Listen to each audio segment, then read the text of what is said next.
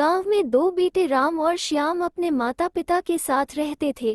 दोनों ने अपनी पढ़ाई पूरी की और दोनों को उनके माता पिता ने शहर में नौकरी करने भेज दिया। राम बहुत कामचोर था और श्याम बहुत मेहनती। उनके पिताजी ने अपने जमा कुंजी जमा करी हुई थी, जिसमें से 20-20 हजार रुपये दोनों बेटे को दिया और कहा नया काम शुरू करो और तरक्की करो। राम दिखने में स्मार्ट था पर बहुत कामचोर था। उसे काम करना नहीं पसंद था। वही श्याम दिखने में ठीक ठाक था लेकिन बहुत मेहनत वाला लड़का था। राम और श्याम एक दिन आपस में बात करते हैं। श्याम बोलता है, भैया पिताजी ने हमें पैसे दिए हैं, क्यों ना हम कोई कारोबार करें, दूर किसी थोक बाजार से कपड़े खरीदते हैं और यहाँ पर कम दामों में बेचेंगे। राम कहता है, श्याम क्यों परेशान कर रहा, पिताजी ने दिए हैं ना पैसे, ऐश कर कुछ दिन। लेकिन श्याम बोलता है, भैया कुछ ही दिन में पैसे खत्म हो जाएंगे। राम बोलता है, तब की तब देखेंगे। श्याम कुछ सोचता है और बोलता हूँ भैया आप ऐश करो, लेकिन मैं काम करूँगा और पिताजी को पैसे भेजूंगा। दूसरे दिन श्याम बोलता है, भैया मैं काम की तलाश में जा रहा हूँ। राम बोलता है, तेरी मर्जी, जहाँ जाना है जा, लेकिन अब वापस मत आना।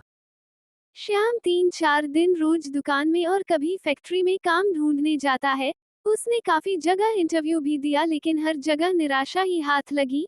थक हार कर वो एक पेड़ के नीचे बैठ गया और माँ पिताजी का चेहरा याद करने लगा। उसको अपने पिताजी की बात याद आ गई। उसके पिताजी हमेशा कहते थे, मेहनत का रास्ता बहुत मुश्किल होगा, रोज कांटे चुभेंगे, लेकिन उसका फल देर से मिलेगा और बहुत खुशी देने वाला होगा। उसके पास सिर्फ 15,000 रुपये बचे होते हैं। उसको खिचड़ी बनाना आता था। वो बहुत स्वादिष्ट खिचड़ी बनाता था। उसने खिचड़ी बनाकर बेचने का सोचा।